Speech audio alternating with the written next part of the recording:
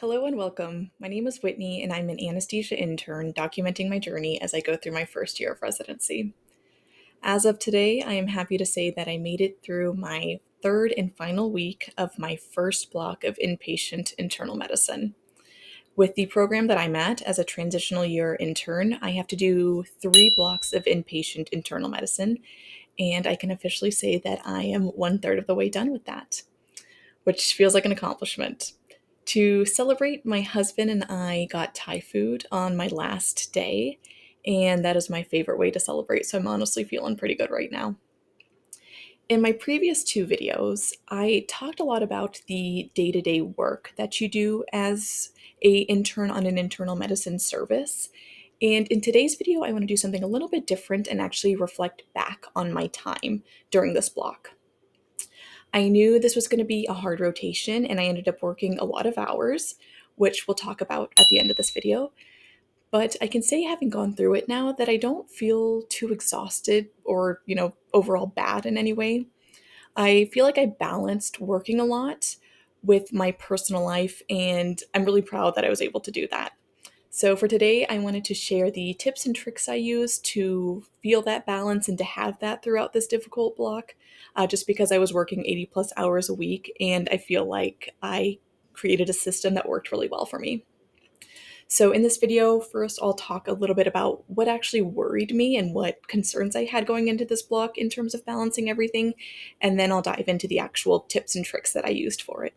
So, let's go ahead and get started. Okay, so first, I do want to acknowledge that I know that this block was only 3 weeks long, and that's not a super long time. But for me, I really had to take things just one day at a time, just because they're so long and involved, kind of intense, that the idea of thinking about doing something for the full 3 weeks was very overwhelming for me. So I really had to take it just a day at a time. And because of that, it just felt so much longer than 3 weeks. And I had a feeling this would happen going into the block. So I really had to think about ways to sustain myself while going through it. Now, for me, the first thing I have to do is actually think about what concerns I have. So when I started this, I really only had 2 major concerns when going into this internal medicine block. And so let's just go over those real quick. The first one was being able to balance the things that were important to me outside of the hospital while I was spending so much time in the hospital, right? So I had to make time for things that were important for me. And for me, those were things like taking care of myself, spending quality time with my husband, and also being able to talk with family and friends, just because those 3 things were a really big part of my well-being. So that was kind of one concern I had. The other concern I had more had to do with not letting my feelings of frustration and stress at work come home with me and affect my personal relationships. I think we can all say that we've been there when we just have a really hard day at work and we let those feelings of frustration and maybe a little bit of, being stressed out come home with us, right? And my concern was that every day was going to be stressful and frustrating. And I didn't want it to change, my behavior at home to where every day I was coming home in a bad mood, just because I feel like that could really interfere with my personal relationships, and I didn't want that to happen. So I really had to focus on not letting it change who I was. Now, I wish I could say that, these concerns I had, that I was able to tackle them and it was just effortless and easy, but I really can't say that. I had to be really intentional with my time, both in the hospital and outside of it, to achieve this balance that I've been talking about. All right, so before talking about the actual tips and tricks that I did to have balance during this rotation, I first will talk about the goals that I had for myself, both when I was in the hospital and when I was at home, just because they were very different. And I feel like the tips and tricks that I used really depended on the goal that I had, right? So, when I was at the hospital, the goal that I had for myself was really to just give it my all and really be present in the moment, push myself, and just try to get as much out of this experience as I could, right? Because I'm here to learn. I want to get as much information as I can. On the other side of that, my goal when I was not at the hospital, when I was at home, was really to just obviously rest and recharge. And the way that I do that is by being kind of lazy at home, honestly, and just not thinking about anything and just sitting on the couch watching TV, and also maximizing the amount of time that I'm sleeping. So I really had to think about these 2 things and how do I optimize both my time in the hospital and my time at home so I could get the most out of both of those periods. Okay, so now let's get into the actual tips and tricks that I used throughout this rotation. So, first, I'll focus on my time at the hospital and how I really put myself into the mindset that like I was here to learn. I will say that being my first time on this rotation and this block in this new hospital, I wouldn't say I really got good at like being efficient or anything like that. So I don't really have any tips or tricks on like how to be efficient, which hopefully I will one day. But that time was not now. So really, I just want to talk about like my mindset and what I told myself like going into the day and throughout the day to really help put myself into a place of like learning. So while at the hospital, I had to kind of shape my mindset to remind myself that my goal is to learn while I'm here. And to do this, I created a few mantras that I felt like were really helpful for me that I would tell myself at the beginning of the day or at any point during the day where I felt like I was really struggling, that would bring me back to that goal of like, okay, like I am here to learn. Now, the first mantra that I would tell myself, and I actually mentioned this in a previous video, but I would remind myself that learning of any kind and growth is really uncomfortable and it can be really difficult. I found myself, multiple times of being in situations where I just felt uncomfortable. Like I didn't know the answer to a question, or like when I was rounding on patients and presenting, like it's kind of nerve wracking. You're kind of uncomfortable. So in those moments, I would just like tell myself that these hard feelings that I have, this struggle that I have, like it has a point, right? Like it's getting me to my goal of learning and learning how to be a doctor. And I know that the only way that I'm going to get better at these things is to actually do it. So I would just tell myself that in the morning. Like, it's going to be a hard day. It's going to be filled with like uncomfortable moments. But all of those times, they have a purpose and they're going to get you to your goal of learning how to be a doctor. So, with that first mantra, right, it really was just reminding myself that this is going to be hard and I'm going to get through the hard stuff and I'm going to be better for it once I'm through the more difficult struggles and times, right? Like it has a purpose. The second mantra that I would remind myself of, and this is kind of going off of that first one, might not be as optimistic, but realistic, is I would remind myself that, like every bad moment, interaction, every bad day, like it all had an end. There would come a point where all these more difficult struggles that I'm going through, they would just be a memory. Everything was temporary that I was going through. And I don't know why I'm this way, but I can feel really like uncomfortable in a moment, but when I look back on it as a memory, it's never as bad as I remember it being, right? And I know this going into this rotation, so I would just tell myself that like these struggles that I have, this feeling, it's going to be temporary. I'm going to get through it, and not only am I going to like learn from this experience, but it won't be as bad when I look back on it. I don't know. Maybe that's just me, but that's how I tend to look back on things. So specifically, when I'm talking about these kind of like harder moments, they're moments that I would say are like a little bit more uncomfortable than just like a regular one of just like not knowing the answer to a question that you get right. Like that's kind of uncomfortable, but then there are other situations where you're even more uncomfortable. The one example I can think of during my time on this block was working with a consultant who I just like did not understand. So when I say consultant, I mean as the primary care team on the internal medicine service, we reach out to specialists to help with our patient care. And I was working with one specialist who I actually really struggled with working. I just did not understand what this person was saying. They would like talk really quickly and would not be willing to like answer my questions. So I would end up like being just as confused after talking with them than I was before. And this was a person that I had to work with on multiple times for multiple patients. So like every time I would have to work with this person, I would just remind myself like, oh my goodness, this is going to be hard, but it's temporary and this interaction will have an end and hopefully I'll get something out of it. And my final mantra was to remind myself that I needed to be patient and have grace with myself. And for some reason, this one's always the hardest, but I feel like it's the most important. I have to remind myself that, like I'm just starting off residency and there's going to be a lot of things that I don't know, and that's okay. I have to tell myself that as long as I tried my hardest, and I know that I tried my hardest, I did what's right by the patient, I asked questions and really just gave it my all. That's really all that I can ask of myself, right? Like it's okay that I don't know everything. That's the point of like residency is to like learn. Um, but for some reason, it's like really hard to remind myself of that. But I know it's really important, so I did focus on that as well. Those were the mantras I would tell myself during this block. And I feel like they're not all super optimistic, but they are realistic. And I feel like I needed to remind myself of all of these as I was going through it, just so I would maintain my like mental well-being throughout it. I'm hoping in later in the year when I'm on my subsequent blocks of inpatient internal medicine, I might have more information about how to not just like survive, but thrive on it. But this first one was just about surviving. So that is what I have for you in terms of that. But hopefully I'll have more in the future.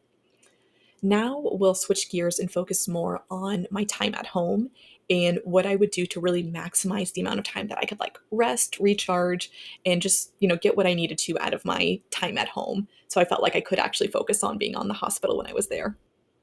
To focus on my time at home, remember that I said the goal that I had for myself was pretty much completely opposite of what I had going on at the hospital. And I just wanted to just like not critically think about anything. I wanted to just like veg out and relax and maximize sleep. Like those were my goals when I was at home.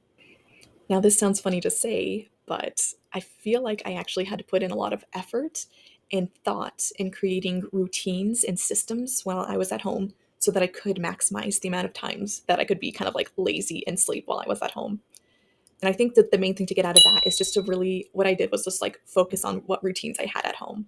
Because if I had those in place and I didn't have to think about the routines, if I just knew what to do, that just like took a lot off of my like mental load. And I felt like I could really focus on just relaxing and recharging. We'll start off by talking about my morning routine because it actually was pretty simple and straightforward. To maximize the amount of time that I actually got to sleep in the morning, I gave myself like 15, 20 minutes to actually get ready. And, from like getting out of bed to getting out the door, only like 15 to 20 minutes. And during this time, I really just streamlined everything that I had to get done in the morning. I just, like brushed my teeth, changed, got my lunch ready, coffee ready, and then I was out the door. Now this meant for me that I didn't really do anything else in the morning. I know some people like really like doing their hair or like journaling or like mindful activities, and I didn't do any of that because I felt like for me that extra sleep meant a lot more than like all of those other things. So that's what my morning looked like. I really didn't want to have to like think about anything or like look for anything. So I really set myself up the night before. So in the morning I could just bang out all those small things and then get out the door without like looking for things or trying to get things together. Now, to actually do this, that meant I really had to set myself up nicely and thoroughly the night before. So in the morning, I could just quickly do all of those things. And so I could sleep in as much as I wanted. And because of that, I really had to focus on how I was preparing myself the night before. And this did take time and it did take effort, but this is what I was talking about being very intentional about creating routines so that I could be, a little bit more relaxed, we'll say, in the morning and not have to like focus on all those other things. So, what this actually looked like is I would, as soon as I would come home from the hospital, I would already start preparing myself for the next day because all I wanted to do was just get all of those things that had to be done over with, take my shower, and then relax the rest of the evening and not have to get up to do anything, right? So when I would come home, I would get all of my lunch items ready. Like as soon as I would come home, I would wash out my old Tupperware containers and then work on filling up my lunch for the next day. And I would have all my Tupperware containers ready, like in the fridge in one little area. So that way in the morning, I could just quickly grab what I needed and not have to think about it, right? Or prepare anything. So that was one thing that I would do the night before. I would also, you know, like I said before, fill my coffee machine ready or get it ready so I could just use it quickly in the morning. And that meant like putting the grounds into the machine and like having my cup of water right there, right? So I could just like quickly do these things without like gathering things or getting things ready. I also didn't want to be like looking for my keys or like my badge in the morning just because I didn't want to be late and I really couldn't, like afford to spend time doing that. So, as soon as I would get home, I would take off my badge and put it into my backpack and make sure my keys were put in the right place and in my phone. Like I wanted to set myself up so I didn't have to think about anything, honestly. Like I just wanted to have everything laid out. And I knew that if I just did it as soon as I came home, it was like the first thing I did. If I just got into the routine, I wouldn't have to worry about like doing it later or accidentally forgetting to do it. And I just knew that if I got it done right away, I wouldn't have to think about it and I could just go about my day relaxing as much as I could. I didn't realize this until making this video, but I guess I could say it was like a very structured evening time, right? And I know that can sound kind of like boring, but for me, knowing that I could just like really push myself to get myself ready, and like these things take me like 20 minutes max. So I had my lunch ready, my coffee, I had my clothes picked out for the next day, like all of that stuff. If I could get that done quickly and efficiently, for me, it was worth it to do all of that just so I could relax for the rest of the evening and I could sleep in, right? So like for me, it was a little bit more work, but I feel like it was worth it for me. I get that some people might not find it to be that way, but at least for me, I know that I really needed that time. And I getting into these routines and like just doing it over and over again, you become more efficient. And I think you just like see the payoff from doing it. So that's talking about the kind of more like necessary things that have to get done on a daily basis in terms of like setting myself up to do well. And for that, just to summarize, I really just put those things into a routine because if I put them into a routine, it just took less mental energy for me to actually do them. So I really wanted those things to be on a routine, make them habits so that it'd be really easy for me to actually do them. Now I want to switch gears a little bit and talk more about the things that I like wanted more than needed. Right. So these are things like talking with family and friends and eating nutritious food and movement and exercise, right? Like these are things that are really good for my mental well-being, but they aren't necessarily necessary, right? But I still wanted to find time for them. They were important enough for me that I didn't want them to just like fall to the wayside as I was going through this more busy time. So we'll go ahead and talk about that. And I think to start off with, I'll say that the general theme for like things that are important to me that aren't necessary, I had to be very intentional with them. By intentional, I mean that I actually had to put a lot of effort into this, right? So it's different than what I was talking about before with like creating routines and habits because I just wanted those to feel like automatic in a way. I like didn't want to have to think about those things. But for the things that were important to me, I felt like I actually had to be very intentional and put an effort to have these things. So just as an example, we'll talk about like eating well, right? Because I know for me that if I have like nutritious food, I tend to feel better just like in general.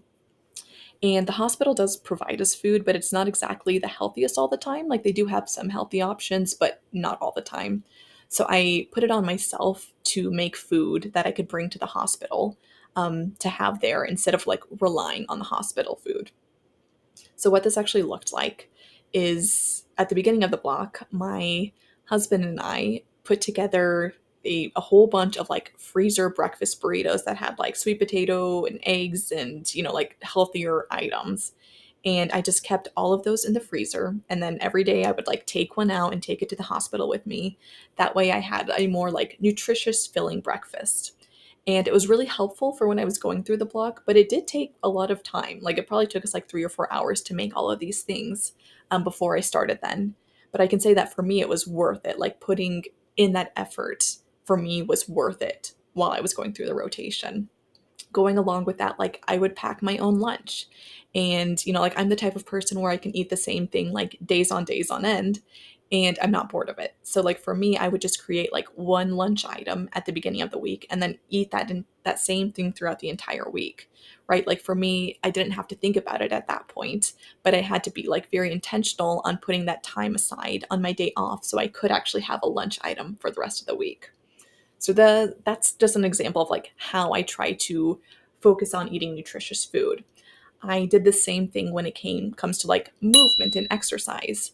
I'll say that I usually try to exercise a couple days a week, like 3 to 5.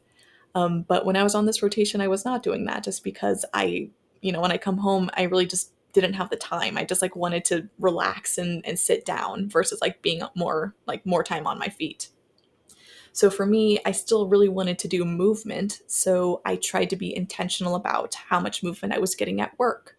So, for example, like our office was on the fourth floor. So instead of taking the elevator, I would take the stairs.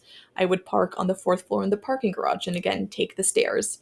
If I had some downtime in the afternoon, instead of like being on my phone, which can be nice sometimes, I would try to get out and like go outside and go for a walk just because I knew if I could just like do little movements throughout my day, that it would actually end up feeling like I did almost work out, right? So I wasn't able to like work out exclusively, but with enough energy and like movement throughout the day, I felt like I was getting what I needed to like feel good about myself. And then finally, the last thing I felt like I really needed was being able to talk with my family and friends.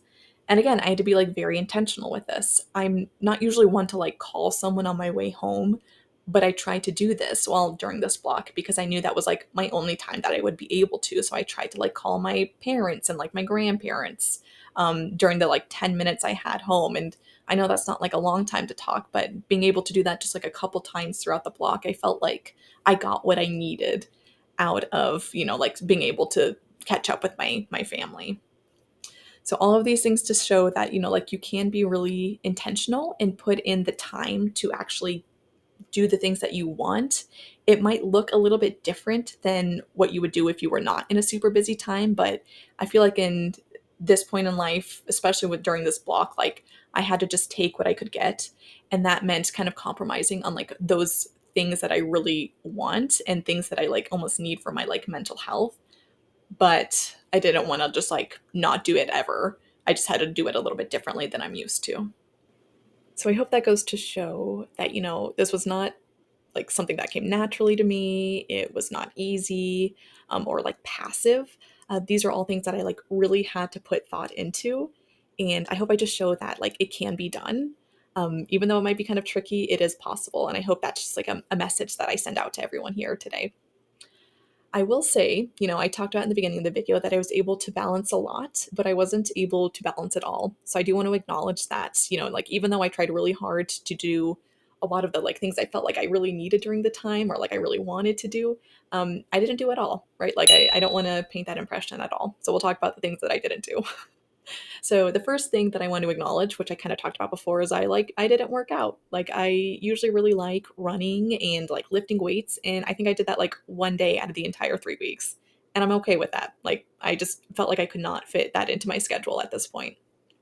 I did not study is another thing, which might be a surprise that you're still studying during residency, but we do have a board exam this year, so I have to be studying for that. And I didn't study one day. You could argue that I was studying while in the hospital, and that is true, but I think like really doing practice questions is like how I study best. So I didn't do that at any point during this rotation, which was kind of hard. Let's see, what else didn't I do? I didn't grocery shop once, right? Like shout out to my husband who did the whole like grocery shopping this entire time. Like I haven't stepped inside of a grocery store in like almost a month now. So I'm really thankful that he was able to do that for me because I obviously I would have done it if he wasn't here, but like it was just like such a huge relief to have someone to be able to do that. Along with that, I really didn't clean very much during this week or during this block. Like again, shout out to my husband who pretty much did all of the cleaning in terms of like dishes and vacuuming and all of that stuff. I really just did like my own laundry, and that's because I didn't want him touching my like gross hospital scrubs. So I that's pretty much like the only thing that I did. But in terms of like everything else around the house, he really was the one to do that, and I'm just like super thankful because again, I could have done it if I was by myself, but it feels so nice to be able to offload that onto someone else and know that someone else is going to take care of those things. All right, thanks for coming along with me this week as I talked about my tips and tricks for surviving, maybe not necessarily thriving, but surviving my first block of inpatient internal medicine. I'm hoping I have, 2 more blocks of this during this year, and maybe in the subsequent ones I can talk more about like how to do well and like tips and tricks on that. But unfortunately, I just don't feel like I'm quite there yet, but hopefully in the future I'll have that. We'll go ahead and end this video by talking about how many hours I worked this week. This one was a bit of a doozy, so let's go ahead and look at it. I'll bring it up here. So I think the first thing you'll notice is that this was a 7-day week. I worked Sunday through Saturday, and they were all pretty long days. Yeah, I'll let you take a look at them. I think the only thing I'll point out is that Wednesday was a kind of a shorter day. One of my senior residents was nice and let us go early. So we actually got off a little bit early that day, and that was huge, honestly, as we were going through like the final push of our last week. You'll notice that I worked 89 hours this week, and that's quite a bit. And you might know that there's a rule that like residents aren't allowed to work for 80 or more than 80 hours a week. And the caveat to that is that it's an average over 4 weeks. So we can't work more than 80 hours over a 4 week average. So I'll bring up the hours that I worked in the previous 3 weeks.